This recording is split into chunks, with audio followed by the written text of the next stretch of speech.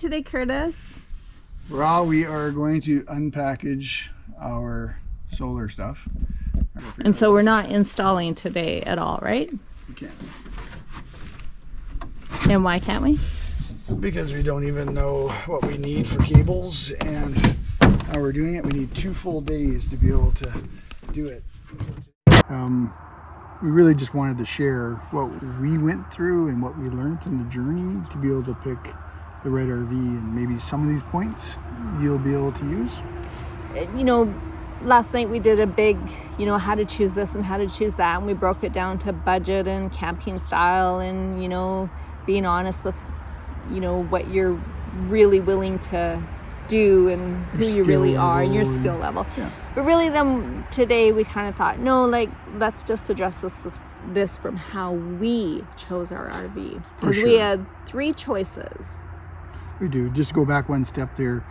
One of the things to remember is that there are such great resources out there to go find that perfect RV. Oh, goodness. And, and what to tow it with, like the proper rig that is the proper rated truck, everything else. There's great resources out there. Yeah, I think that's something that we both learned along the journey is to really do your homework. Don't rely on salespeople to tell you about their product or what can tow their product, because they don't always know. They may think they know, but they don't always know. You're going to need to tow it, and then also cost of ownership. And I guess we'll just leave it at that. Yeah. Those are the things to really look at. For us, we were torn between 3 different style units, 3 specific units in those styles. And we really struggled on how to nail it down. And it took us a long time, over a year, really, of heavy concentrated investigation. Well, I'm a spreadsheet guy. I built a scorecard. Yeah. And we kind of looked at that whole scorecard side of things. But then we really had it dialed in when we made the decision that we wanted to camp and we wanted to fit in state parks, national parks, provincial parks. So then that changed everything. That is what landed us on our decision in the end. So we had 3 types of RVs we were looking at. We were looking at a huge toy hauler. We really liked the 399 TH Momentum made by Grand Design because it had a back deck and a side deck. It had huge living space. The thing that really was a big determiner for me for it, a big draw for me, was the fact that we could have our grandkids all come sleep in it. Right. And I kept looking at that. I kept thinking, I want enough spaces that my son's family can all come and stay with us, and Thomas and Julianne can have their own space, and and Lexi and Lane can come stay with us, and they can have their own space, and the kids will be in a separate space, and I kept looking at those things. But I guess really the challenge with that is we kind of look down the road going, how often are the kids actually going to be with us? Not very often. Yeah. Twice a year. And you can rent a cabin or another trailer or something. Yeah. Or we even talked about, when I do go to take the kids starting next summer, when I go to take the grandkids for camping, is I can rent a Class C that has tons of beds in it. Yeah. And so and tons of seat belts. I don't need to. I guess the realization of not making our life decisions based on the little bit of time that we would have other people with us.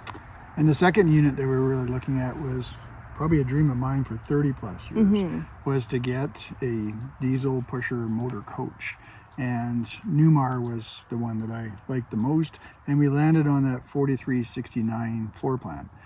We absolutely love that floor plan. It's a beautiful coach. Newmar makes a great product.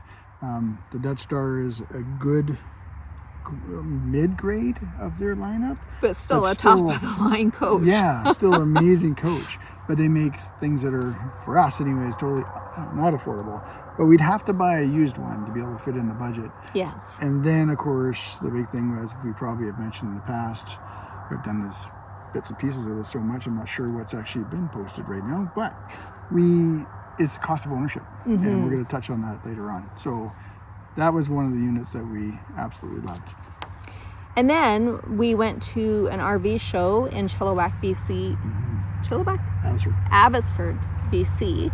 And the Outdoors RV lineup was there. And at that time, they had a 280 KVS titanium there. And we were just blown away. We were blown away with the fit and finish. We were blown away with that floor plan. The outside looked, yeah, very much.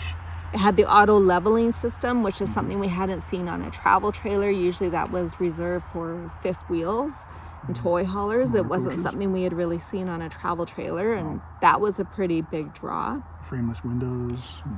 Yeah, and graphics. And we really liked the 280 KVS, and we almost ordered one. We were dealing back and forth on one, and then decided not to pull the pin, and I'm really glad we didn't. And with that unit itself, when we were doing the deal, that was right at the pandemic. Everything was shut down, so we didn't think we'd get it that year, and which worked out to be a good thing. It was a really good thing, because we would have pulled the pin on the wrong unit. We would have loved it. It'd be too big. The 280 KVS is too big. It's too long. It's considerably longer than ours. For where we want to go. Anyways. Yes. Yeah. One of the things that we looked at for all three of these units was storage. And I mean, you look at a toy hauler, it has a ton of storage, because you have that whole back toy hauler space that we would have turned into living space, but we could have put all sorts of storage cubicles and everything back in there. You had the storage under the bed, you had the storage in the front and the pass-through. Like, there was a ton of storage, and that was definitely another hot button that was like, okay, like, we could, at that time, we could keep a lot of our stuff. We wouldn't have to get rid of so much. Yeah, true. And then, of course, the motor coach, especially the diesel pushers, have the pass-through storage bays. Huge. And they have massive storage. Yeah, like there's nothing lacking for storage in a Class A motor coach, a diesel pusher. Yes. Yes. But again, what we chose was considerably less storage. But for an RV, that storage bay is actually pretty big. Yeah. And it kind of ties into, I had put it further down the list, but it's a good tie into vehicles. So if we had gone with the 399 TH Momentum toy hauler, we would have had to upgrade to an F350 or F450 dually. And you're only talking Ford again, Debbie, right? Oh, I'm sorry.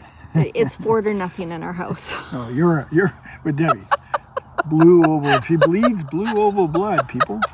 So there are a lot of really good trucks. The Duramax is amazing. The Dodge has an amazing. The Cummins is amazing. Like, I get all that, but I'm a Ford girl. So yes, I would have had to upgrade to an F350 dually. You could upgrade to a 3500. Yes. Or 4500 or whatever, but we knew that we would have had to get a new truck, essentially, because trying to find one with low mileage, we shopped and there wasn't really much on the market at all.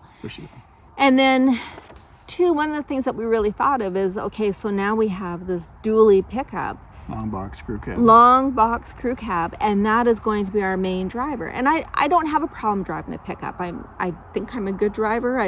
Well, that's all you have is pickups.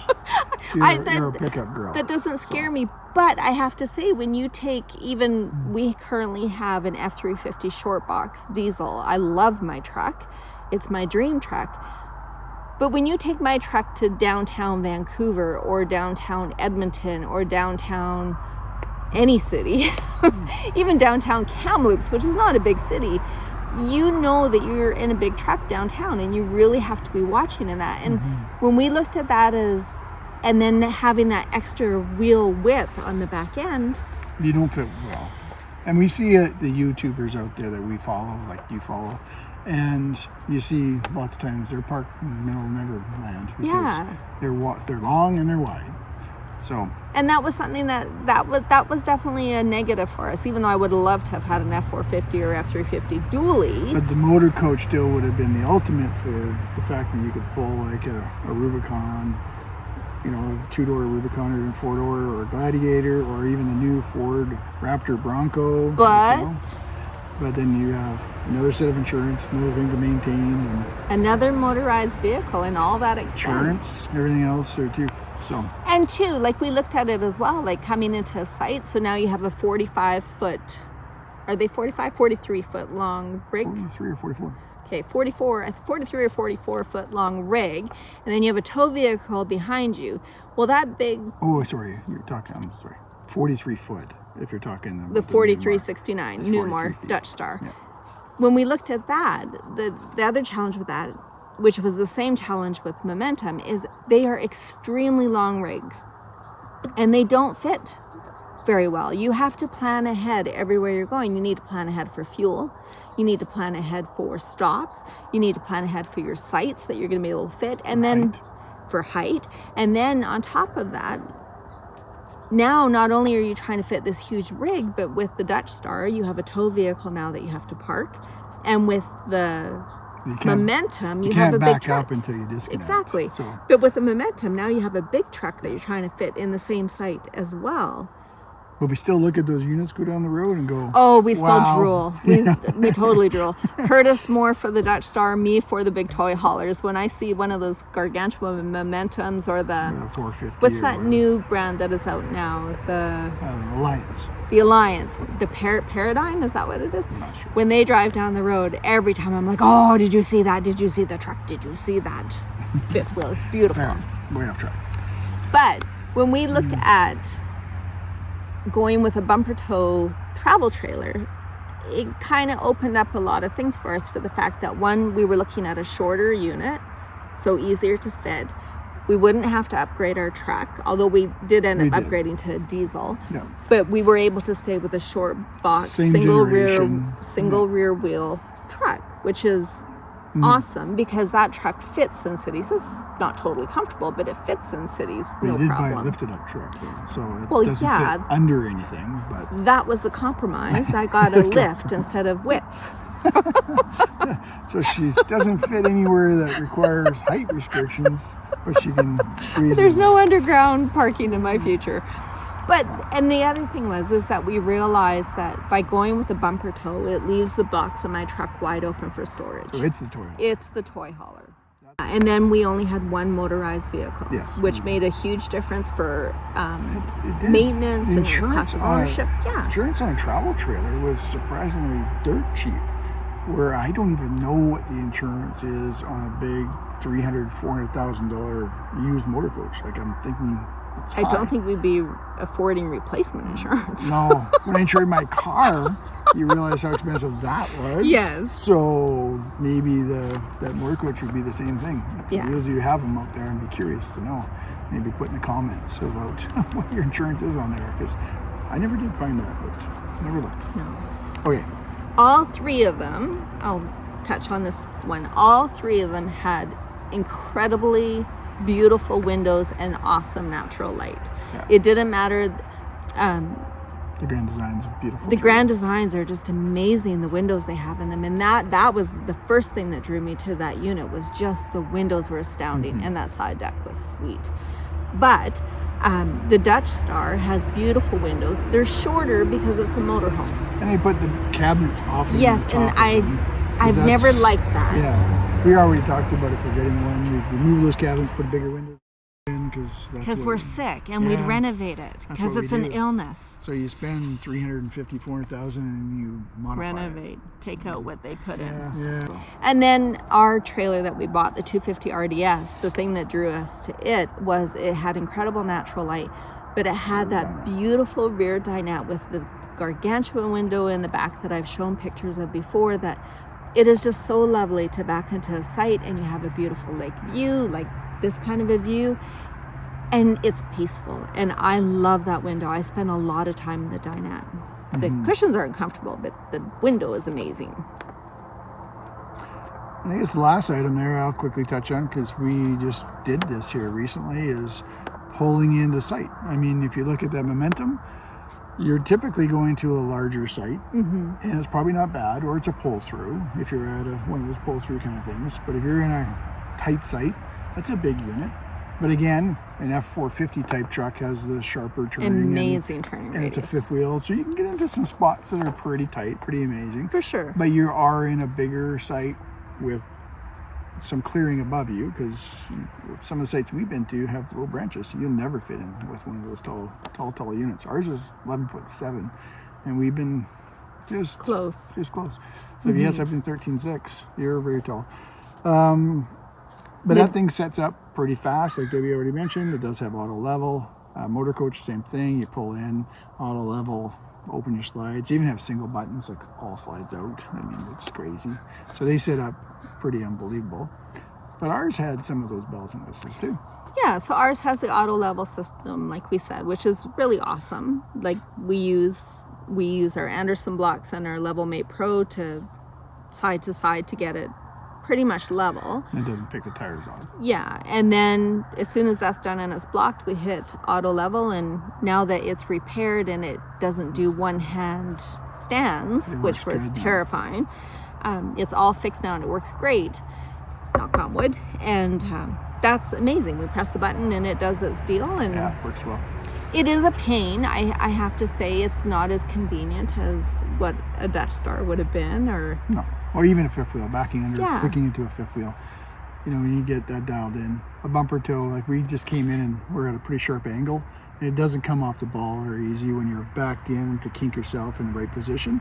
So we had to kind of move forward a little bit, move forward. If we were straight, it comes off the ball easy, but when you've got in a tight position because you wanted to be in that perfect spot, it kind of locks that ball in there and it makes it a bit. And it's a horrible bang when it finally lets go of the ball. But a fifth wheel will bind too. Yes. So. Very true. But our Dutch Star, yeah, no. You just disconnect your tow vehicle, back her in, or drive her straight forward, and away you go. We covered cost of ownership pretty much. Yeah, for sure. I mean, Dutch Star, really, that's what stopped us. That's what stopped us. If it wasn't for, we were following an individual had a channel with the actual same floor plan that we wanted, and we were following him, and he was one of those guys. He's a nerd kind of guy. He was like awesome. You? Like, yeah, spreadsheet kind of nerdy guy that loves numbers. And I actually asked him if he would send me his spreadsheet, and he did. And it was Journey in Miles, right? Yes, yeah. And that was the deal killer. Yeah, because it was like the cost of that ownership was crazy, and $10,000 for tires, you know, and like US too, right? And then everything. It's just like going, we're going to spend a lot of money to own it. And when you think about your travel trailer, even a Momentum, there's not a lot to maintain in there. Well, and for me, that $10,000 for tires, I'm a tire snob. Like, if my tires start getting wore at all, I am so paranoid that they're going to get slippery. Curtis is always like, oh, you'll get another season out of them. And I'm like, nope, new tires. This year, new tires. And actually, we're getting new tires from True Blue. Yeah, our truck, Debbie's truck. But so that was one of the things. It really boiled down to, as we probably said in the past, we could afford a motor coach, but to own it would take away our lifestyle. And it was really hard to stomach spending that amount of money for a used coach. We would have been warranty, upwards of $300,000 for maybe. For a used 10-year-old coach. I think 2016 was right where we were at, because that one floor plan or one of the change decor was in 2016. So we were after 16. But that just seemed like a horrific amount of money to spend on a motorized vehicle that is going to depreciate. Yeah. Well, which, I mean, they all depreciate, but that didn't seem like a really great decision. In some ways, though, the math is the other way, because if you're buying new, it depreciates a lot. If you're buying used, a lot of that depreciation's out. You only have a smaller percentage, but you still have no matter what, if it rolls, floats, or flies, it's a depreciating asset in general. Says Dave Ramsey. Yeah. And it's not a good investment. Yeah. So I think that was one of the things that pushed me away from the motorhome, was the cost of ownership. So then for me, it came down to having a huge fifth wheel or having a smaller travel trailer. And for myself, you can share. I cried the day that the motorhome came off the table. I did. That was a 30-year dream. There's a lot of tears. Internally, maybe. I'm so sorry. Yeah. For me, it came down to having that huge fifth wheel toy hauler, or to go with the bumper tow trailer. I think she was strong-arming me, trying to get, because then you get the F450. So but then the reality is, when I was logical and not in a truck frenzy, I could look at it and think how impractical it was to have a vehicle of that size if we didn't really need to have a vehicle of that size. And what really hit me, honestly, was watching way too many YouTube videos of people getting stuck in areas that they shouldn't have been in with their great big huge toy hauler, having to let air out or having to back down like miles of road or tail swing, ripping the side off and stuff. A lot of disasters. Just a lot of stuff. And then also, I have no problem towing a trailer, and I would have gotten comfortable with the toy hauler. But I really like the idea of a travel trailer that was just nimble and quick, and I could take it out, and the parking by myself without a spotter was fine. Especially with the rear observation. Yes, but parking without a spotter with a big momentum toy hauler, I really did start questioning that. And then the big thing was, why would we buy a rig that big to satisfy bed spaces for people who would be traveling with us once or twice a year? And that's really, for me, what it came down to. One thing we missed on here too that you have on your list is we also wanted to be outside. That's what I was going to say. And we looked at the luxury of those motor coaches, the luxury of those big, Forest River Legacies and all those They're DRVs. just so beautiful. Like they're like a luxury hotel. They're nicer than any house we've ever owned. They're a condo that rolls. Yeah. So we thought we'd be spending too much time in there and not enough time outside. So then we thought that if we had something smaller, we'd want to be outside in the space, which I think is true. It's true. And I think that's how we moved down from looking at a 280 KVS, which is gorgeous, down to the 250 RDS. The 250 RDS was the smallest trailer we could live in comfortably and still not be too big to fit into the places we wanted to go to. Right. And that was kind of the fact that sealed the deal for us is the size. And I think the final thing that locked it in was we decided that we would order this trailer, which we did on January 1st, 2021. We got it September 1st, 2021, was that we would do this for 3 to 4 years. Yes. And then if we're staying in this full-time lifestyle, we would reassess. And we wouldn't have so much money wrapped up in our rig that we couldn't afford to step out of this lifestyle if we wanted to. That's right. Whereas the money, the 250 RDS is not cheap. They've gone up horrendously in price in the last year because of all the COVID nonsense. However, we could keep it and be snowbirds. Yes. With no problems and still have a stick and brick cottage or something. Exactly. Like that. So we could go back if we wanted to. So financially, it was the wiser of the three. Size-wise, it was the wiser of the three. Lifestyle choice for how we wanted to live and where we wanted to travel to, it was the wiser choice of the three. I think it's right. Good. Yeah. No, and I think right now we're still at that stage where we're loving it. Yeah, we are. I was talking to my boss today about how it's been for the last couple months now, I guess. More than 2 months. 2.5 months. And it's a good fit. It really is. It is. And the trailer's a good fit, truck's a good fit. There's days that having 2 dogs in that little space when it's raining is enough to tear out your hair because their hair is everywhere. Luckily, we've had a beautiful summer. We've had a beautiful summer. So. And I love that my home is consistent, but my yard changes. That's how I look at it all the time. Same home, different yard. And to me, that's just wonderful. And I never get stuck anywhere. I always have itchy feet. I always want to move and change and rearrange. And I can't rearrange anything in my trailer, but I can definitely change its location. But within an hour, we're moving. So, yeah, it's pretty easy. Most people can't pack up in a couple of days. Yeah. So we can pack up in an hour. In an hour, everything is loaded and we are driving away. Adios. Yeah. So I hope this helps you. I mean, this was our experience. This is really the things that influenced us for what we chose for a rig. And I think we landed very differently than what we ever thought we would have when we started this journey. Still crying a bit. I'll give you a beer to drown your tears in when we're all done. Yeah, thanks. But when we took the time to do some checklist and to really really assess who we are and what we wanted and where we wanted to travel to and the type of lifestyle that we wanted to have, it became just really evident what was the right choice for us. And whatever is going to be the right choice for you is going to be totally different. That's the wonderful thing with all those manufacturers out there. Yeah. You know, like we looked at Airstream, and they're Yes. amazing, but they were going to be outside of our budget. And the ceiling height was still a concern, that they're And no slides. no slides, But definitely. they're unbelievable. They're beautiful. So I guess, you know, we follow Keep Your Daydream, Mark and Trish, and they always say to start small and start now. And I guess we really couldn't agree with that more, that you just need to get out there. And, you know, you don't have to go full time, and you don't have to be camping steady. And you also don't need a brand new fancy rig. I mean, we've had everything from old broken down tent trailers to K-car. oh my gosh, we had a car that we looked like the Clampetts going camping. It was so bad. unbelievable. Yeah, it was bad. But yeah. But they're good memories. But you know, it's funny, like we love to camp. And how much do we love to camp? We did the Oregon, California coast on our honeymoon tenting.